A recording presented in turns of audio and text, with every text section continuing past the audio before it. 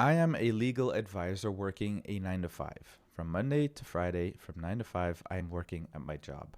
But I also want to create my own personal brand on the side and potentially launch a business because of that. And that will all be aside from that 9 to 5. So that means that I already have pretty limited time that I have available to work on those projects. Now, I am very big on productivity, systems, and getting things to work very efficiently or the most efficient possible. And that makes me very interested in ways on how to use my free time effectively because we don't have a lot of free time. At least I don't. So that's why I am very interested in figuring out what I can do to optimize the way that I use my free time and that I get the most out of that free time. Um,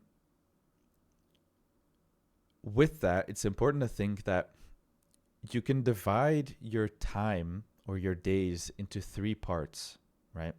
You need to sleep. A 24-hour day, 8 hours already goes to sleep because you you just simply cannot go without sleep. So that's very important. That's already 1/3 of the day gone. The second part is 8 hours of work in case you have a 9 to 5. But if you're watching this video, I probably think you do have a 9 to 5. That's already 16 hours of the 24 that you cannot effectively use for something else if you want to build something else outside of that. But then you have 8 hours of free time. And I call that the dream zone because in that time, in those 8 hours, you can actually be very diligent with what you do in that time to contribute or to take action towards the goals that you have.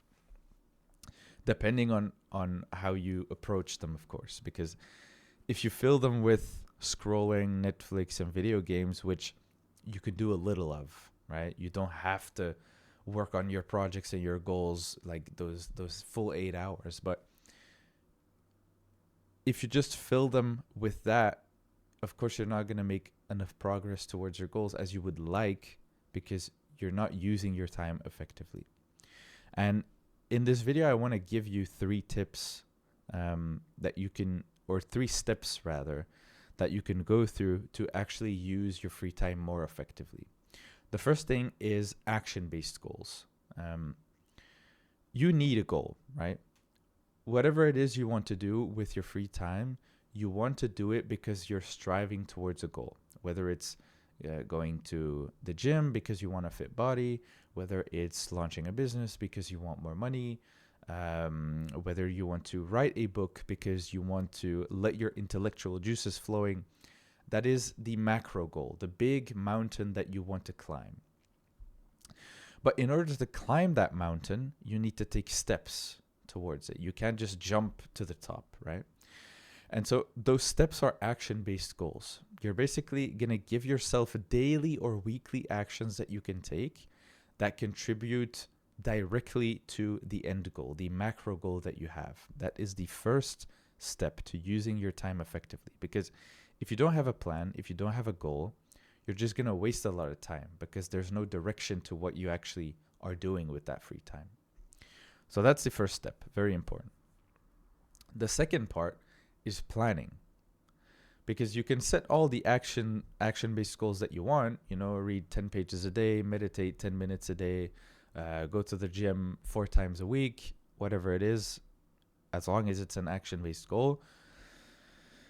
If you don't plan it, you might go until Thursday without even having gone to the gym, and then you only have 3 days left, which means that you can't go to the gym 4 days a week because you just didn't plan it and you let time get in the way. So you set your action-based goals, but then you need to plan them in. You need to plan them into your week. And what I recommend is to get a notebook Sunday or a planner Sunday evening and plan out your week. Schedule time blocks where you actually take these daily actions. Because then you know that when something comes up, it's already in your planning. You've planned for it. You know that nothing can get in the way because it's on your calendar.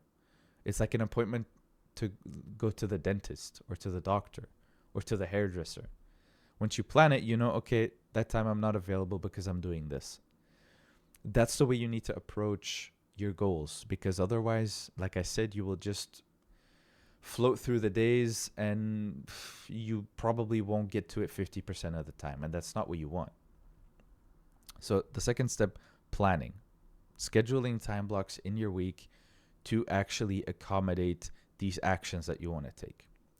Now, the third and final step is execution, and is actually following through with the thing that you planned, following through with the time blocks that you've scheduled. And this is surprisingly the hardest part, because a lot of people think the hardest part is figuring out how to achieve their goal, but that's actually not the hardest part. Most people know exactly what they need to do to get to their goal. But the execution part is getting in the trenches and actually doing the thing that you said you would. And that, for most people, is the hardest thing to do.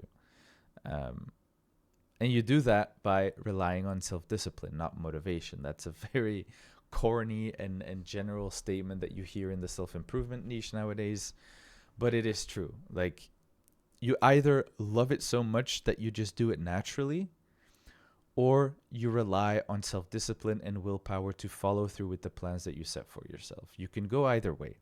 Obviously, having fun doing it and just the fact that you love doing it is better than needing to rely on self-discipline and willpower.